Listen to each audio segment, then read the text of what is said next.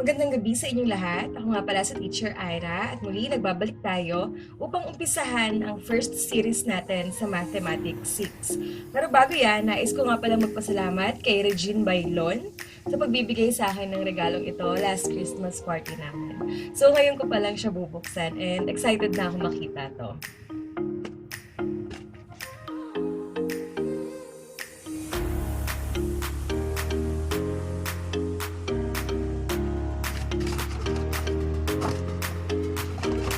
Thank you! So, binigyan niya ako ng isang pointers. Thank you, Regine!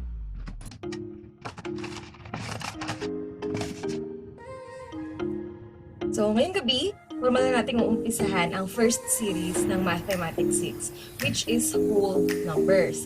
So, bago tayo mag-start, basahin muna natin itong short quote na ito. Kaya ko ibigay sa iyo lahat ng buong buo. Walang labis, walang kulang. Siksik, liglig, at umaapaw. So, whole numbers, ano nga ba ibig sabihin ng word na whole? So, whole, yun na nga, buong buo. So, tingnan na natin kung ano yung mga topics na to. But first, may konting reminder si Teacher Ira para sa inyo. So, number 1, have an exercise notebooks. So, dito sa series natin and sa mga susunod pang videos, meron talaga tayong mga exercises. Kasi sa math, hindi pwedeng puro discussion lang and si teacher lang ang nagsasalita. So, maganda, magkaroon tayo ng interaction, paano? Sa pamamagitan ng mga sasagutan or problems. Kaya maganda kung nire-record nyo yung inyong mga sagot para nakikita nyo kung may progress kayo.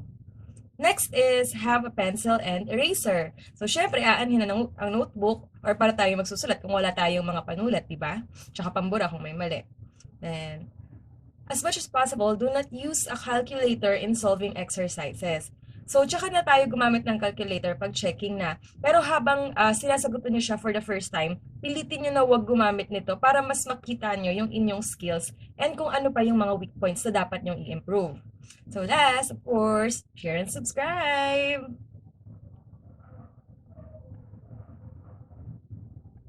Now, ito na yung topics natin under ng whole numbers. So, meron lang tayong 5. Ang first natin is whole, counting, and natural numbers. So, tatalakayan natin, ano nga ba itong mga words na to? Ano nga bang ibig sabihin nila? Second topic natin under the whole numbers is expression, equation, exponent, and base. So, anong terminologies na naman to and ano yung itsura nila pag nilagay natin sila sa math problems? So, itong mga to ay math words na ma-encounter natin dito.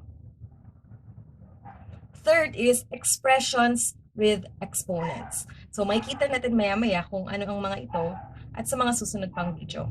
So, fourth is expressions with operations and grouping symbols. So, meron tayong mga ginugrupo-grupo bago natin ma-solve ang isang problema. So, aalamin din natin kung ano yung mga do's and don'ts ng mga yon. Then lastly is word problems. So, yung mga tinalakay natin, i-a-apply natin ngayon sa word problems o sa mga sitwasyon na may kinalaman din madalas sa totoong buhay.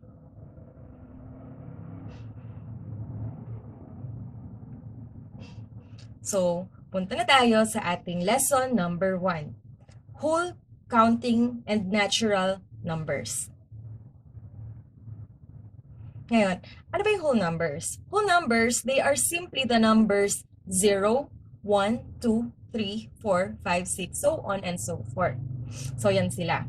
Lahat ng nagmula sa 0 onwards to the right. Yun yung ating whole numbers. So, buo to ha, wala muna tayong butal-butal. Ngayon, ano naman teacher yung pinagkaiba ng counting numbers sa whole numbers? Ganito yan. They are also whole numbers but without the 0. Yan. So, yan ang ating counting numbers. Ang pinagkaiba lang naman pala nila is yung 0. Ngayon, teacher, ano yung natural numbers? So, they can mean either counting numbers or whole numbers. So, ang natural numbers, pwede siyang counting, pwede siyang whole, and ginagamit siya pag nagbibilang and nag-order tayo ng mga bagay. So, mas maiintindihan natin siya habang tumatagal. So, wag mo nang malilito. Pag sinabing counting numbers, nagsisimula lang siya sa 1. Pag sinabing whole numbers, kasama ang 0. Ngayon, what's so special about 0? Ano bang special sa kanya? Ang 0 ay tinatawag lang natin siyang placeholder, a space or special symbol to show that there are no digits here. Okay? So, to tell the difference between numbers like 4 and 40.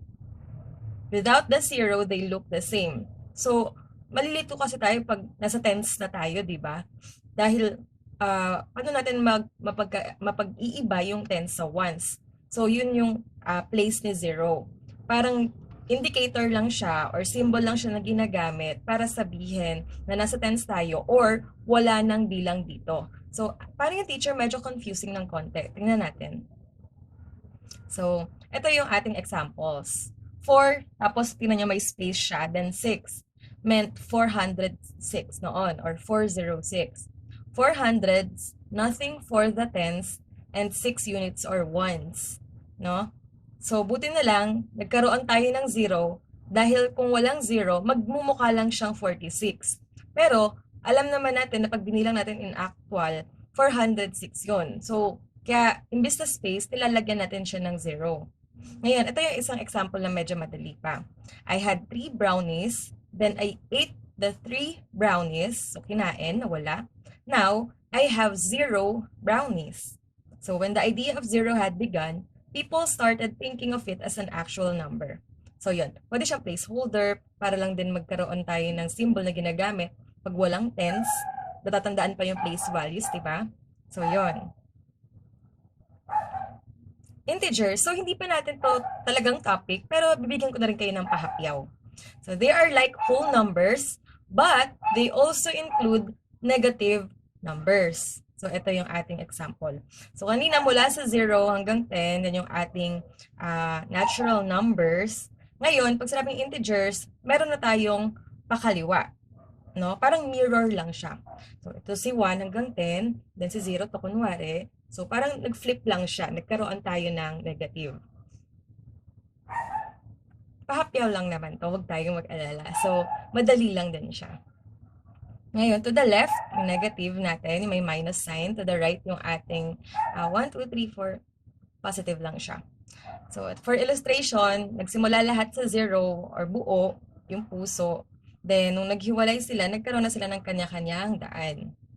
Pero bago tayo pumunta sa mga ganyang love story, mag-aral muna tayo. So, yon. I-summarize na natin kung ano yung ating tinalakay for the first lesson. So, name and numbers. So, first natin is whole numbers. Una nating tinalakay. Meron tayong 0, then 1, 2, 3, 4, 5, 6, so on and so forth. Then, meron tayong counting numbers. Ang pinagkaiba lang, wala siyang 0. Then, yung integers natin, pinahapyawan lang natin ng konti. Yun yung may mga 1, 2, 3, 4 na pakaliwa, tapos may minus sign. Then, of course, ang whole numbers and counting numbers ay tinatawag na natural numbers and ginagamit ito pag naglalagay tayo ng order. Mawa, first, second, third. Ganon. Then, maliban dyan sa binigay kong examples, ginagamit din natin ang natural numbers pag ini-indicate natin na pang first R, second R, third R, fourth R, fifth R. So, wala namang 0R, diba? Kasi yun yung parang pinaka-starting point natin. So, overall, yan yung ating tinalakay sa ating first lesson ng whole numbers. So, before I end this clip, may nais lang i-share si teacher. There is no substitute for hard work. So, walang makakapalit sa hard work. Kumbaga, lahat ng bagay na pinaghirapan natin, hindi siya talaga, walang shortcut, kumbaga. Lahat ng bagay na maganda, dumadaan sa hirap. So, yun lang. Kung may tanong, mag-post ng comments and suggestions. Love it, do it, reach it, and see you sa ating lesson number 2.